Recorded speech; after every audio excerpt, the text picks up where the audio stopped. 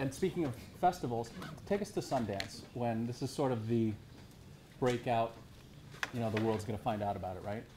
Yeah, well, because of Fox Searchlight, we didn't worry about getting into Sundance, which is the first scare, and the second scare is getting sold at Sundance. You bring your movie there and you hope that somebody will pay for it and be willing to put it in movie theaters, and we didn't have to worry about that either. So what we were just sort of worried about reaction.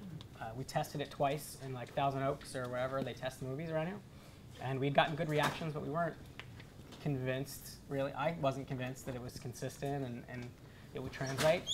And so we had the biggest theater and the biggest night and like prime time hour, and it was terrifying. And it was, you know, sold out, and people had heard about this, and the expectations were like, this is gonna suck. We hate that trailer. We hate everything.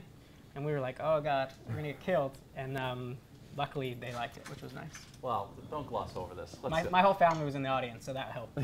Yeah, the numbers. No, you're the biggest theater on the sort of centerpiece stage for the Sundance Festival, and you sit through this whole thing. You're probably sweating.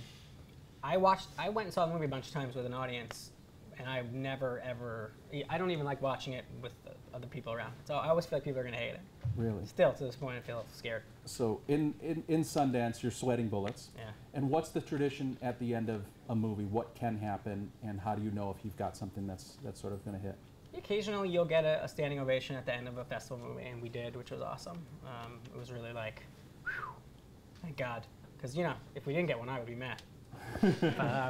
Yeah, it was nice. We could relax a little bit. But then again, you got to worry, like, okay, they probably just saw like 2 Iranian movies in a row about like sisters having sex with the corpses, and you know, some horrible, depressing. Wait, that's not connected to the country, obviously. That's just like but like depressing, right, scary, like really gut-wrenching dramas. International right, dramas are what they show at these film festivals. So occasionally you'll watch one in the afternoon, and then you go see this movie. And so we made you laugh a little bit. I'm sure you would stand up and clap if you went through a gut-wrenching.